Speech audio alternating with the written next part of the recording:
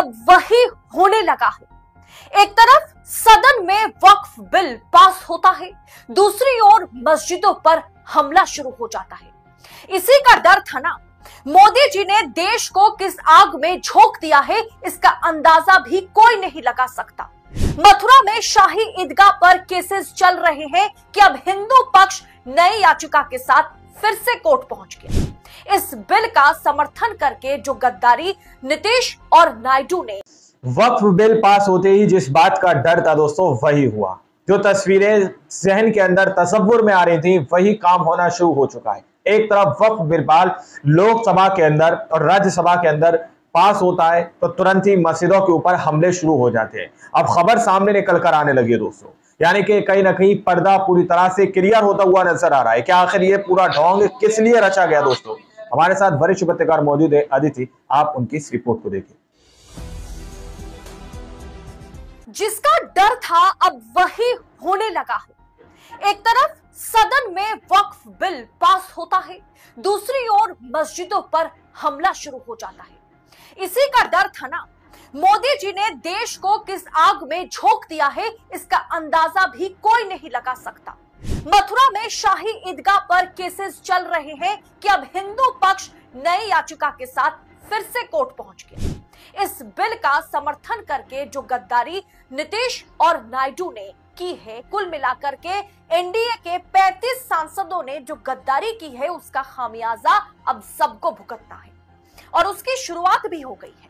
बस राष्ट्रपति की हस्ताक्षर की देरी है, फिर यह बिल कानून में बदल जाएगा और सुप्रीम कोर्ट, हाई कोर्ट, जिला अदालतों की मस्जिद, ईदगाह, इमामबाड़ा, मजार के खिलाफ एक के बाद एक केसेस जो है, ये याचिकाएं जो है वो तमाम कोर्ट्स में दर्ज किए जाएंगे। तो पूरा मामला बतलाऊंगी आगे आपको वीडियो में, तो आखिर तक वीडियो में बने रहिएगा।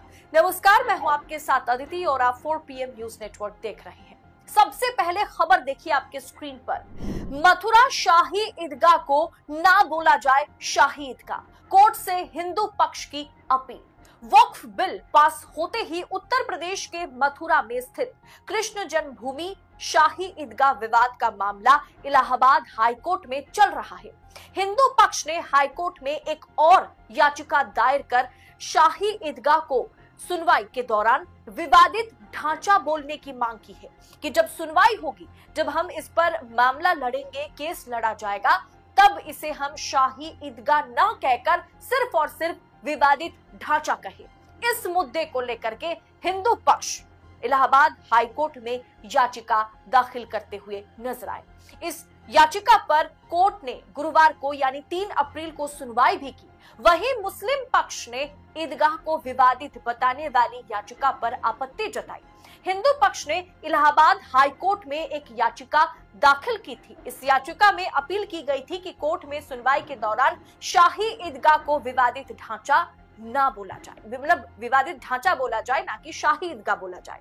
हिंदू पक्ष ने दलील दी कि जिस जमीन पर शाही ईदगाह है वो भगवान श्री कृष्ण का जन्मभूमि है, इसलिए ईदगाह को विवादित ढांचा बोला जाए। सुनवाई के दौरान इलाहाबाद हाईकोर्ट ने इस याचिका पर सुनवाई भी की, लेकिन अभी कोई फैसला सामने नहीं आया है। इस मामले की अगली सुनवाई जो है वो 6 मई को है। तो वहीं मुस्लिम पक्ष ने इस याचिका के खिलाफ विरोध तो जताया, लेकिन दोस्तों सवाल ये उठ रहा है कि कैसे इस याचिका को दाखिल किया गया और इस याचिका पर सुनवाई कैसे हुई, क्योंकि प्लेसेस ऑफ वर्शिप एक्ट यानी पूजा स्थल अधिनियम 1991 पर सुप्रीम कोर्ट में सुनवाई जो है जारी। ये मामला सुप्रीम कोर्ट में चल रहा है, जहां सीजीआई खन्ना ने सुप्रीम कोर्ट की तमाम जजों की पीठ ने साफ साफ आदेश दिया था कि जब तक ना पूजा स्थल अधिनियम पर अंतिम फैसला आ जाए, सर्वोच्च न्यायालय ने स्पष्ट किया था कि पूजा स्थल अधिनियम 1991 की संवैधानिक वैधता पर जब तक ना फैसला आ जाए, तब तक किसी भी नए मामले को दर्ज करने या किसी भी धार्मिक स्थल की स्थिति में बदलाव करने की अनुमति नहीं होगी और नहीं होगी। लेकिन इस तरह से सीधा किया जा रहा है, भी दाखिल नहीं की जाएगी। लेकिन याचिका दाखिल की गई है और उसके बाद इस पर सुनवाई भी हुई, जिसके बाद फैसले को सुरक्षित रखा गया। लेकिन दोस्तों अब वक्फ बिल पास होने के बाद मस्जिद के नीचे मंदिर हर 2 दिन में ढूंढे जा रहे थे, अब तो हर दिन मस्जिद के नीचे मंदिर ढूंढा जाएगा। दोस्तों, सदन में इस बिल पर बहस करते समय आरजेडी सांसद मनोज झा जो बहुत ही बेबाकी से बात सामने रखते हैं, सदन में रखते हैं, उस मनोज झा ने एक बड़ा खुलासा किया था। उन्होंने एक बात पर देश को चिताया था, सरकार को चिताया था। उन्होंने कहा था कि सरकार अब मुसलमानों पर, इस्लामिक ढांचों पर वक्फ बिल के आड़ में प्रहार करेगी। गाहे बगाहे किसी पुरानी मस्जिद के नीचे कुछ चीजें ढूंढी जा रही हैं। इस तरह के माहौल में वक्फ संशोधन बिल लाने से सरकार की नीयत पर सवाल उठ रहा है। देश का माहौल और बिगड़ जाएगा। देश का माहौल अब कैसा है, इस पर एक नजर डालिए। कभी आर्थिक बहिष्कार की जाती है मुसलमानों की, तो कभी पूजा स्थल अधिनियम पर सवाल उठाया जाता है। मस्जिद के नीचे हर रोज मंदिर के मामले कोर्ट में पेंडिंग पड़े होते हैं। सरकार जिस तरह से एक विशेष समुदाय के खिलाफ बुलडोजर चला रही है, ये वक्फ बिल उसी का कवर है। यानी उसको पर्दा करने की कोशिश इस वक्फ बिल के जरिए सरकार करेगी।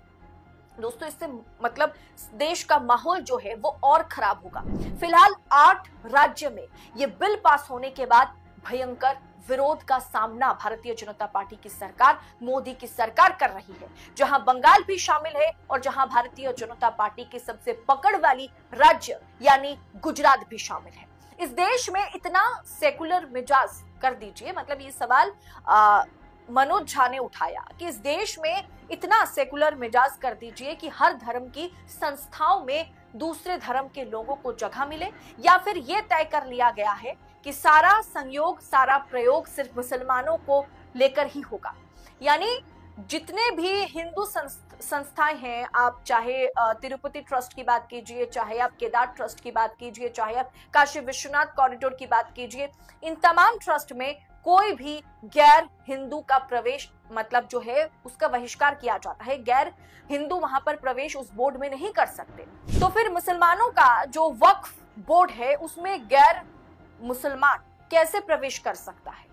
इसी बात को बार बार दोहराया जा रहा है ना, ताकि सरकार इस बोर्ड पर कब्जा कर सके और उस कब्जे के जरिए मस्जिद के नीचे मंदिर ढूंढने का जो प्रयास किया जा रहा है उसमें और तेजी आए और देश का माहौल खराब किया जाए पर भी, बुलडोज करने पर भी सरकार को 2 बार सोचने की जरूरत ना पड़े। दोस्तों, किसी भी समुदाय की एक स्मृति होती है, मतलब एक मेमोरी होती है। कोई मस्जिद कब से इस्तेमाल में है, आप उसके दस्तावेज ढूंढेंगे। अगर कोई पुरानी संपत्ति है, कहां से दस्तावेज वो लाएगा? सब विवाद में आ जाएगा ना। यही बात मनोज झा ने और तमाम विपक्षी सांसदों ने दोहराया है। अदालत में अपीलों का एक पहाड़ खड़ा हो जाएगा। अगर वक्फ बिल पास होता है तो अदालतों में पहाड़ खड़ा हो जाएगा इन मामलों की, जहां मस्जिद के नीचे मंदिर, इमामबाड़ा के नीचे मंदिर, मजार के नीचे मंदिर मतलब खोजने का प्रयास जो है वो लगातार किया जाएगा, जो अभी भी चल रहा है। और ये बिल पास होने के बाद आप देखिए किस तरीके से शाही ईदगाह को शाही ईदगाह ना कहा जाए, उसे विवादित ढांचा कहा जाए, इस सीधा मस्जिदों पर हमला शुरू कर दिया गया, सीधा अटैक शुरू हो गया। दोस्तों, ऐसा मान लीजिए आप, है ना? वही हुआ ना जिसका डर था। अब हिंदू पक्ष मजबूती के साथ रोज एक पिटीशन फाइल करेगा। वक्फ की संपत्ति पर बनी मस्जिद मिनटों में सरकार की हो जाएगी और कोई कुछ नहीं कर पाएगा। दोस्तों, सुप्रीम कोर्ट में प्लेसेस ऑफ वर्शिप एक्ट का मामला पेंडिंग है। इधर वक्फ बिल का पास होना, भारत में मस्जिदों के नीचे मंदिर होने के दावों और उससे संबंधित कानूनी मामलों की संख्या रोज उसमें वृद्धि देखी गई है।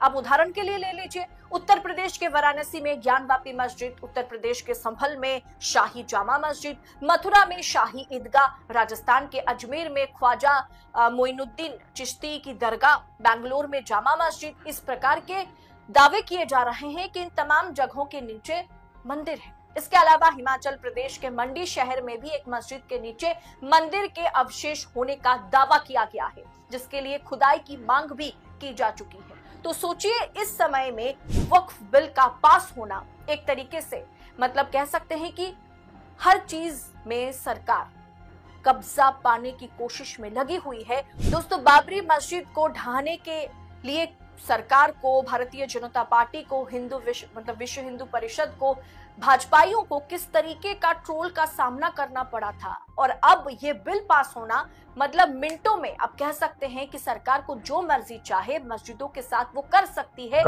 आसानी से को मुद्दा बना करके, इसे कानून बना करके सरकार अब मस्जिदों के साथ, मुसलमानों के साथ जो मर्जी चाहे, जैसा मर्जी चाहे वो कर सकती है।